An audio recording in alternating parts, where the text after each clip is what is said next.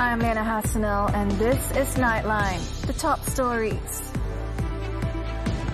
Post-mortem on Zara Qairina concludes after nearly 8 hours. Also, doctor's wife and 2 sons arrested in Kelantan drug bust.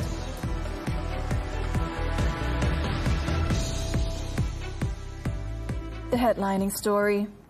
After almost 8 hours, the autopsy on 13-year-old Zara Qairina Mahathir was completed at 7:30 p.m. on Sunday.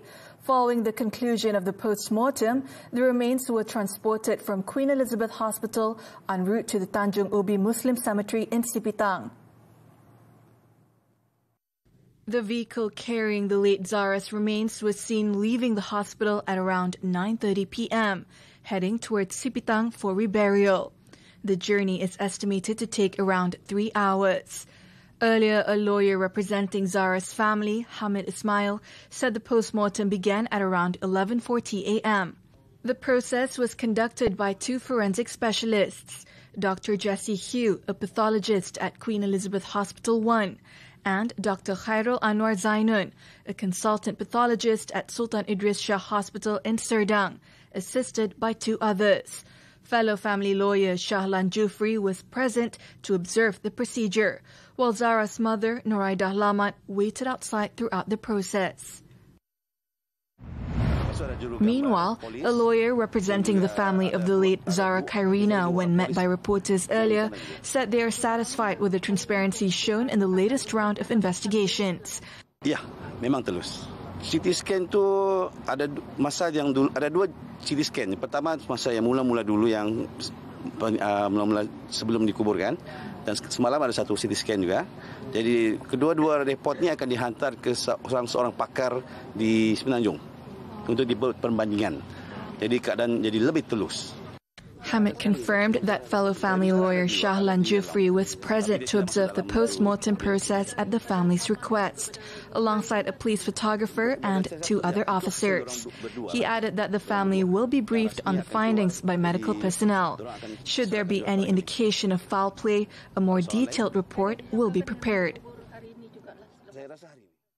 The Malaysian Communications and Multimedia Commission, MCMC, is investigating social media content linked to the case of the late Zara Qairina. The post is believed to contain false information touching on 3R elements. The Commission confirmed that a statement was taken from an individual at the Cheras District Police Headquarters on Saturday in connection with the case. A mobile phone and SIM card were also seized to assist with the investigation. The MCMC said the viral content could potentially cause public confusion and disrupt the ongoing investigation into Zara Qairina's death.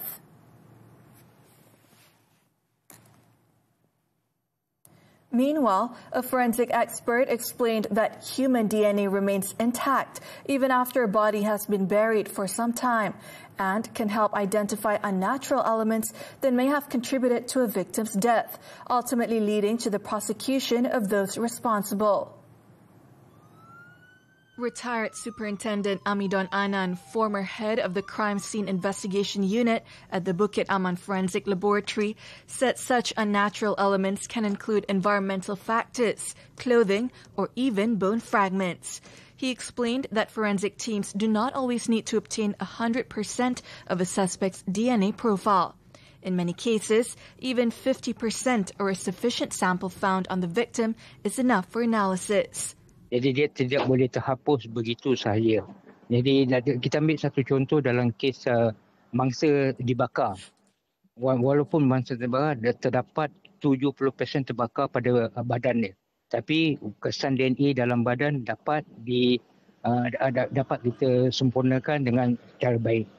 Amidon expressed confidence that pathologists investigating the death of Zara Qairina will be able to clearly identify the cause. Walaupun tidak lama, walaupun dalam 3 minggu, DNA pada saya, DNA mangsa tetap boleh dikesan dalam apa keadaan dua pun. Pasal ini tak ada kebakaran, tak ada gunakan bahan api atau apa, tapi dalam keadaan terbiar itu kita masih boleh dapat kesan DNA profiling di tempat mana dia berada. Malaysia's agricultural sector needs to be strengthened through technical and vocational education and training, or TVET, to reduce the country's dependence on food imports. Deputy Prime Minister Datuk Sri Ahmad Zahid Hamidi said the move is vital to ensure food security, including in the dairy sector. As National TVET Council Chairman, Zahid said the Council is ready to work with agricultural training institutions nationwide in offering advanced technology courses to attract more young people to join the field. Modul yang telah tersedia selama ini baik, tetapi pada hemat saya penggunaan IoT dan juga pedagogi pengajaran untuk mereka ianya harus hanya 30% saja di dalam kelas, manakala 70% mesti berada di lapangan. Ahmad Zahid, who is also the Rural and Regional Development Minister, was speaking at the groundbreaking ceremony for the Selangor Agricultural Development Corporation's Ehsan Dairy Farm Complex. He also stressed that TVET agriculture graduates must be offered premium salaries and not be tied to the current minimum wage of 1,700 ringgit. He said graduates with a Malaysian Skills Certificate at Level 3 should earn at least 3,000 ringgit a month, while those at Level 5, equivalent to a diploma, could earn up to 5,000 ringgit a month. The Works Ministry has clarified that motorcyclists will not be required to pay toll charges. Minister Datuk Sri Alexander Nantalinggi has dismissed recent claims circulating on social media, suggesting tolls would be imposed on motorcycle users starting October as false and misleading to road users. He stressed that the ministry has no plans to introduce such a policy, calling the allegations baseless. Tak betul lah, janganlah buat fitnah macam tu. Saya rasa itu fitnah sebab ia boleh menimbulkan keresahan dalam kalangan rakyat lah, ya. Jadi tak betul tu. Kita tak pernah mencadang pun. He was speaking to the media after officiating the project handover ceremony for the upgrading of the route from Melor-Ketereh Junction to Kampung Pak Badol in Bachok, Kelantan. The rumors emerged after a social media post went viral recently, claiming motorcyclists would soon be subject to toll fees in October. Earlier, the Malaysian Highway Authority also confirmed that there would be no changes to the current toll structure and motorcyclists remain exempt from any toll payments. Kuala Lumpur City Hall DBKL is open to gazetting designated areas for the purpose of holding peaceful assemblies and demonstrations in the future. The proposal was being considered as the capital increasingly becomes a focal point for such events. Mayor Datuk Sri Maimunah Muhammad Sharif said that while standard operating procedures already exist for venue bookings, payments and security, there are currently no specific guidelines for managing gatherings at designated locations. Tak ada spesifik untuk perhimpunan aman yang telah pun disediakan. SOP untuk booking tempat tu memang ada. Tapi ini mungkin cadangan ini akan saya bawa ke perbincangan di peringkat yang lebih tinggi. She said this after officiating the ASEAN Cultural Parade in conjunction with the Kuala Lumpur Car-Free Morning program. The mayor added that DBKL will review proposals for suitable sites to be gazetted as official assembly zones. A 59-year-old man has been arrested to assist investigations regarding an incident where the Jalur Gemilang was seen being hoisted upside down. Acting Pulau Pinang Police Chief Datuk Muhammad Alwi Zainal Abidin said the investigation paper will be referred to the Deputy Public Prosecutor on Monday with a recommendation to press charges. The incident reportedly occurred outside a hardware store in Kepala Batas, Pulau Pinang, and the man was detained on Saturday night near the area. Muhammad Alwi said 16 reports had been received nationwide over the incident. He said police view such acts seriously and will take stern action against those found guilty. He also reminded the public to respect the Jalur Gemilang as a symbol of national sovereignty. The case is being investigated under Section 5 of the Emblems and Names (Prevention of Improper Use Act, Section 14 of the Minor Offences Act, and Section 233 of the Communications and Multimedia Act. Earlier, a 21-second video clip went viral, showing a man hoisting the national flag upside down, while another person recorded the act. The wife of a doctor and her 2 sons have been arrested following a police raid on their bungalow in Qairina, Kelantan, where officers discovered 35 kilograms of compressed cannabis and a Glock pistol. The 46-year-old woman and her 2 sons, aged 23 and 34, were detained during a 4:30 a.m. raid on Tuesday. Kelantan Police Chief Datuk Muhammad Yusuf Mamat said the drugs were found in boxes and bags, along with 16 rounds of ammunition. 4 luxury vehicles were also seized, worth over 400,000 ringgit.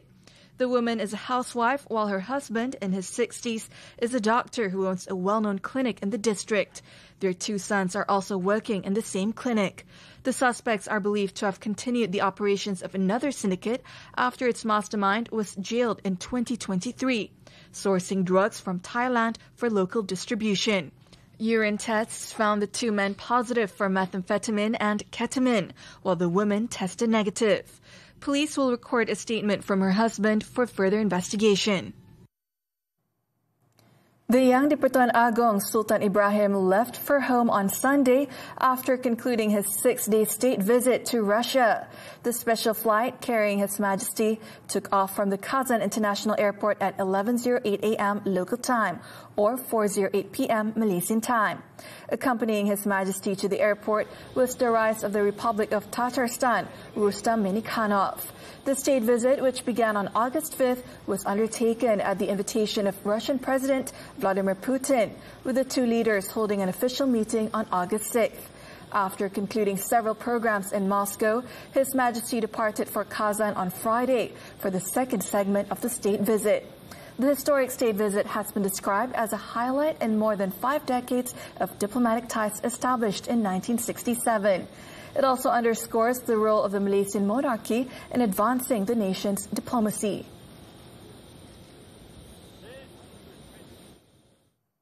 Malaysia clinched double victory at the 65th International Al-Quran Recitation and Memorization Assembly, or MTHQA, securing top honors in both the men's and women's tilawah categories. Prime Minister Datuk Seri Anwar Ibrahim presented the awards during the closing ceremony at Kuala Lumpur's World Trade Center on Saturday night, attended by prominent religious and political figures.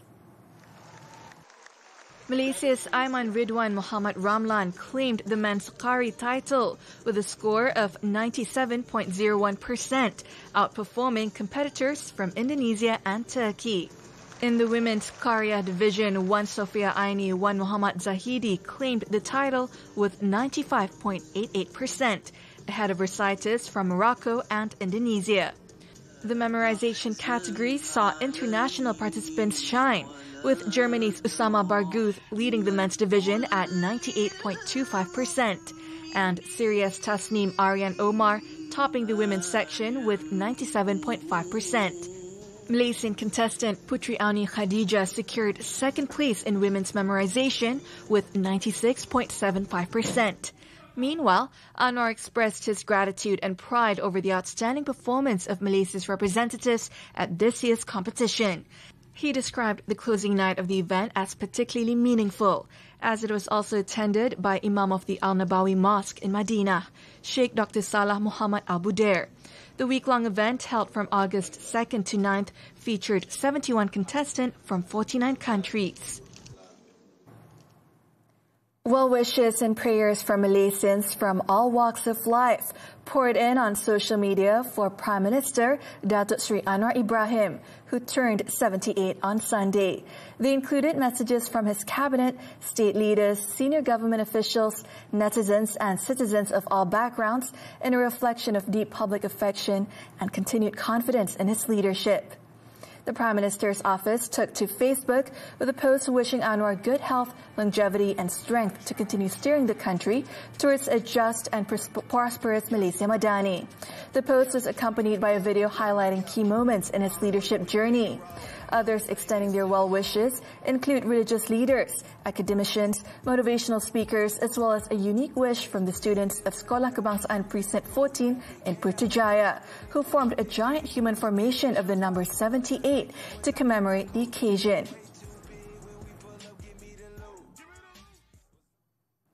Polycystic ovary syndrome, PCOS, is one of the most common and misunderstood health challenges faced by women. Beyond the physical symptoms, PCOS can quietly chip away at mental health and self-worth. Nightline's Nurin Razmin looks at why early awareness and support matter. PCOS affects thousands of Malaysian women, yet many remain undiagnosed, unsure why their bodies feel out of their control. For Pravina K, the hardest part wasn't just the changes she saw in the mirror, but how it made her feel about herself. PCOS has many symptoms actually going on, like acne, hair loss, and etc. To me, the main thing happened is actually my weight gain. Like any other, I was blaming myself first. Like I was abusing myself, I was very angry at myself until I reached out to doctor recently. 1 in 10 women in Malaysia are clinically diagnosed with PCOS, with estimates rising to 13% in some studies. Broader surveys suggest nearly 43% could be suspected or undiagnosed. And it's not just about hormones. PCOS takes a serious toll on mental health. Globally, up to half of women with PCOS experience depression, with Southeast Asian rates showing similar trends. But behind every statistic is a woman navigating real-life challenges and often silent struggles with mental health. Instead of people want to help us ask how we are doing, how can I help you, people always have a commentary to say you gain weight, you put on weight, what's happening to me. So I feel like that one part makes me more sad, because that judgmental thoughts and commenting make me abuse myself more. So this make me isolate myself. But Pravina's story is far from unique. Dr. Alia Zafira Zafri warns that the human cost of PCOS is often overlooked.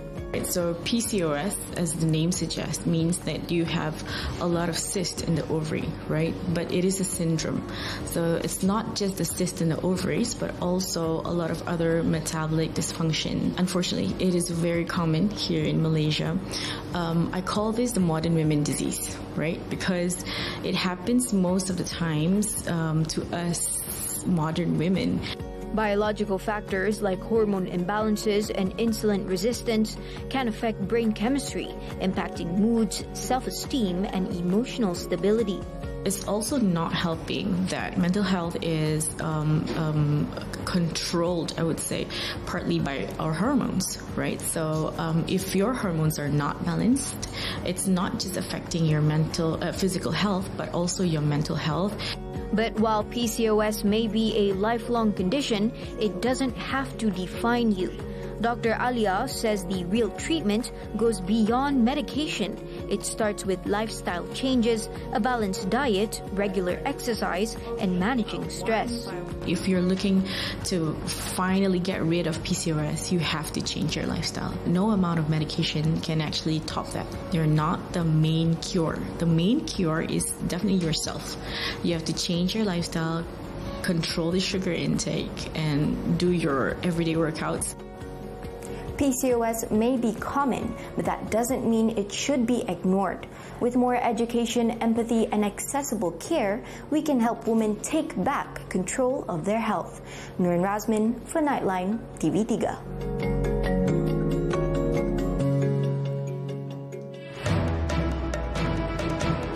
Over 100 luxury vehicles seized in RTD crackdown. The details after this breather.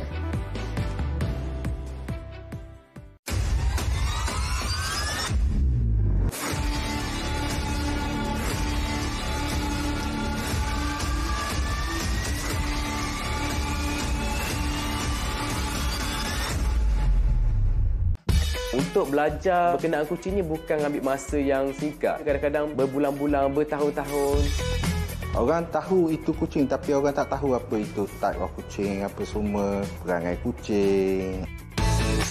Lemang durian ni dengan lemang biasa, cara masak dia agak lain. Lemang durian ni bila kita campur dengan isi durian, air tu akan jadi pekat. Kita pakai durian kampung, kita banyakkan durian kahwin sebab color cantik. Dia ada kekuningan, rasa pun sedap.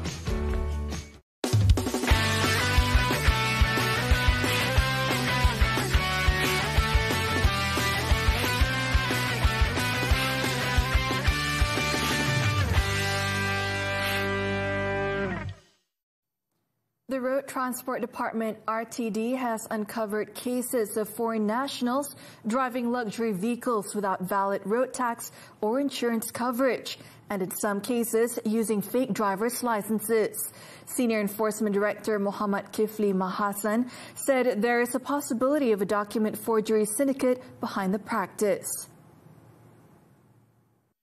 The offences were detected during Op Luxury 3.0, which began on Thursday, during which authorities carried out inspections on both locals and foreigners. 104 luxury vehicles of various makes were detained. Kali ini yang lebih mengejutkan kami ialah daripada Asia Selatan, yang mana kita pun agak hairan jugalah macam mana dia boleh menggunakan kereta-kereta mewah yang mana harga dia melebihi daripada RM500,000. 12 luxury vehicles driven by foreigners were inspected, with 9 of them found with expired road tax, no insurance, and no valid driving license. Some foreigners were also found to be in possession of forged Malaysian driving licenses. The department said a thorough investigation is underway to determine how the fake documents were obtained. Since June, a total of 258 luxury vehicles have been seized through 3 phases of Op Luxury. Earlier, the RTD revealed that it had identified more than 1,000 luxury vehicles that have not renewed their road tax or insurance for an extended period.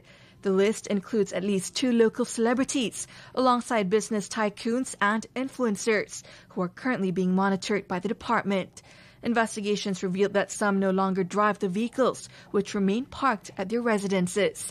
However, Muhammad Kifli stressed that failing to maintain valid road tax and insurance remains a legal offence, regardless of how frequently the vehicle is used.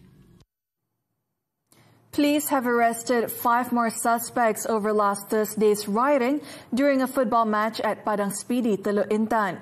Hilir Perak District Police Chief Assistant Commissioner Bakri Zainal Abidin said the suspects aged between 20 and 30 will be remanded on Monday to assist investigations. Dan setakat ini 7 tangkapan telah dibuat kepada mereka yang terlibat dalam kes ini. Dan telah pun dilepaskan dengan jaminan polis pada petang ini. Dan pada itu dalam perkembangan yang lain juga kita telah berjaya mengesan dan menangkap 5 lagi lelaki yang terlibat dalam pergaduhan merusuh ini. The suspects were detained at the Hilir Perak District Police Headquarters at 1:30 p.m. on Sunday when they came in to give their statements. The case is being investigated under Section 147 of the Penal Code. On August 8th, police arrested 7 men suspected of involvement in the incident, which broke out between 2 local teams in the Hilir Perak Integrity League 2025. Over in Terengganu, a father and stepmother have been remanded for 7 days over the suspected abuse and death of their 1-year, 11-month-old daughter in Kuala Terengganu. The victim was rushed to Sultanah Nur Zahira Hospital unconscious early on Wednesday and died on Saturday at 2:05 p.m. According to Kuala Terengganu District Police Chief ACP Azli Muhammad Noor, the girl had reportedly fallen the night before. However, medical checks later found multiple bruises, abrasions and brain injuries, which were believed not to have been caused by an accident. The couple, aged 27 and 30, were arrested after the child's funeral on Saturday and brought to court on Sunday. The case is being investigated under Section 31 of the Child Act. Azim sprints to 100-meter title. This and more when Nightline returns.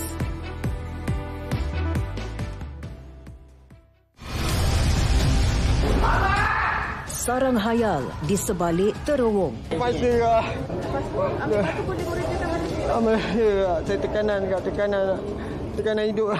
jerat pinjaman wang mangsa mudah tertipu. Masalah ni akan selesai, I promise. Why not kita buat loan je? Susan, nama kita kan blacklist. Saksikan 999 Selasa jam 9 malam di TV3 dan stream sekarang melalui Tonton. Pat, aku nak tanya ni suka matcha atau suka kopi? Kopi boleh, matcha pun boleh. Proses bedah siasat mayat bantu rungkai suatu persoalan. Had usia wajar untuk dapatkan pendidikan akan kami bincangkan. Gelandangan di lokasi awam mengganggu keselesaan dan keselamatan masyarakat. Soal wang biar apa asal berkaya. MSI Isnin hingga Jumaat 10 pagi. Juga di aplikasi Tonton. Hanya di TV3. Unlocking the future of business. From industry evolutions to policy changes, we go beyond the headline. Deep insights, sharp analysis. Understanding the forces driving tomorrow's economy. Key financial insights that drive decisions. This is Money Matters, every Saturday, 5 p.m. Only on TV3 and stream now on Tonton.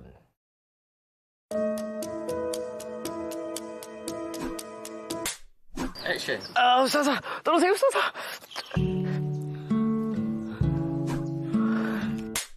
Kali ni aku yakin Abang Ria akan jadi milik aku. Padan muka kau, Mia. I memang bodoh. You dengan Mirza memang pelakon yang terbaik. Nah, Tanya, you menang. Nak lagi drama-drama legend? Bayar RM9.90, lagi layan ditonton. The foreign news.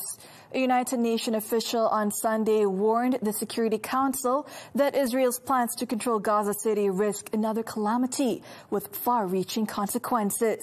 UN Assistant Secretary General Miroslav Jenka said that implementing the plans could lead to a new crisis in Gaza with wider regional consequences, including more displacement, casualties, and devastation. Britain, meanwhile, also warned that the Israeli plan risked prolonging the conflict.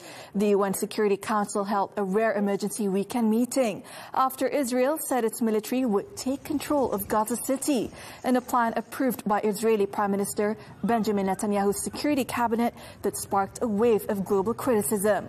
Netanyahu, however, had earlier said that Israel was speaking in terms of a relatively short timeline as it aims to bring the war to a close, emphasizing that Israel had no intention of occupying Gaza. A second Japanese boxer has died from a brain injury suffered at an event in Tokyo. 28-year-old Hiromasa Urakawa died on Saturday after he was beaten via knockout in the 8th round of his fight with Yoji Saito on August 2nd. This comes after the death of Shigetoshi Kotari on Friday due to injuries sustained in a separate bout on the same card at Tokyo's Korakuen Hall. Both boxers underwent surgery for subdural hematoma, a condition where blood collects between the skull and the brain. In response, the Japanese Boxing Commission announced all Oriental and Pacific Boxing Federation title bouts will now be reduced from 12 rounds to 10.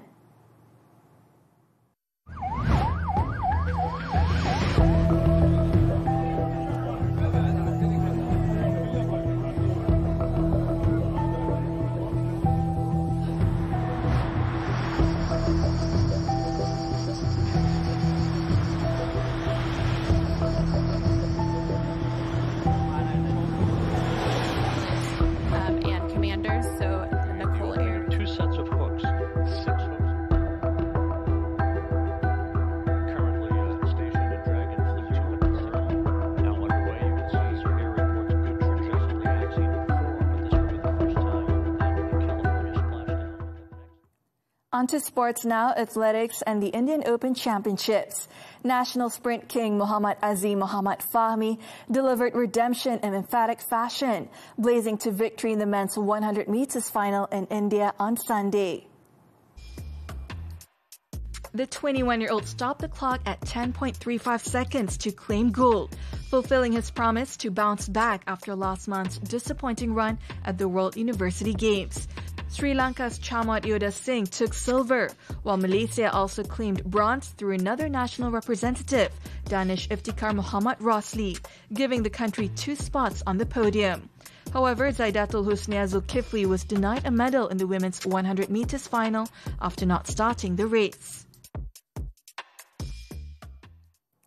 Turning to motorsports, national young ace Kabil Irfan Azlan has sealed the 190cc crown in the 2025 FIM Mini GP Malaysia Series, wrapping up the championship with 2 races still to go before the grand finale at Sepang's route karting circuit in October. Racing at the LYL International Karting Circuit on Sunday, Kabil once again underlined his dominance, storming to victory in Race 1 and Race 2. The double win capped off a stellar season, with the 17-year-old collecting a perfect 200 points, built on 4-round victories and maximum points in both Race 1 and Race 2 at every stop on the calendar. His supremacy has left the remaining 11 riders trailing in his wake, confirming his place as the standout young rider of the year. The triumph also secures Kabil an automatic berth to represent Malaysia at the 2025 Mini GP World Series Championship in Valencia, Spain at the end of the year. On to football and the Super League. Terengganu FC launched their season in style with a commanding 3-0 win over Penang FC at the Bandaraya Stadium on Sunday night. After a tense goalless first half, the deadlock was finally broken in the 50th minute when Azam Azmi Murad slotted home. 5 minutes later, Gabriel Silva doubled the lead for the Turtles with a clinical finish from a lightning-fast counter-attack. Substitute Khalif Naskam then put the result beyond doubt, netting the third in the 89th minute to complete a night to remember for Terengganu. The victory lifts them to second in the Super League table, just 1 goal short behind Kuching City FC.